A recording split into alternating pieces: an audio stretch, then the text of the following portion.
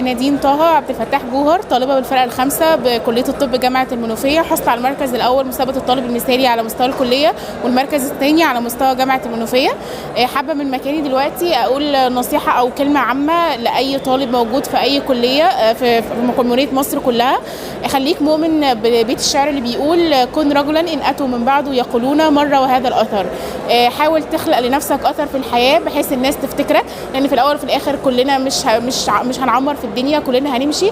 فحاول تسيب اثر الناس تفتكرك بيه، ويكون صدقه جاريه ليك بعد كده في الحياه ان شاء الله. أميرة بشير عزاوي، حاصله على المركز الاول طالبه مثاليه على مستوى الجامعه، والمركز الثاني طالبه مثاليه على مستوى الكليه.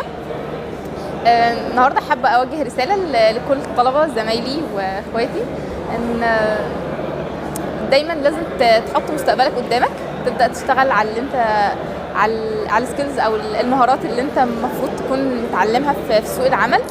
دلوقتي الموضوع مفتوح قدامك قوي، ممكن تتعلم اي حاجه انت عايز تتعلمها على الانترنت، فما ينفعش تسيب الفرصه دي وتستنى بعد التخرج. انا اسلام السيد، المركز الاول طالب المثالي على مستوى الجامعه. انا بس حابب اوجه رساله للناس، لزمايلي الدكاتره بعد ما يتخرجوا ان شاء الله، ما يبقاش هدفهم الاساسي ان هي الماده بس، وان احنا لازم نحقق فلوس. طبيعي ان انت تكون عايز تحقق مستوى اجتماعي كويس، ده يكون احد اهدافك، بس لو انت عندك 10 رغبات خليها الرغبه التاسعه. لكن هدفك الاول ان انت تحاول دايما تخفف عن المريض مهما كان، حتى لو هتدفع من جيبك عشان تقدر تساعد الناس. دي رساله، وافتكر دايما ان في النهايه احنا بنعمل كل حاجه لربنا مش للناس. السلام عليكم ورحمه الله وبركاته. انا محمد خالد موسى، طالب بالفرقه الخامسه كليه الطب جامعه المنوفيه.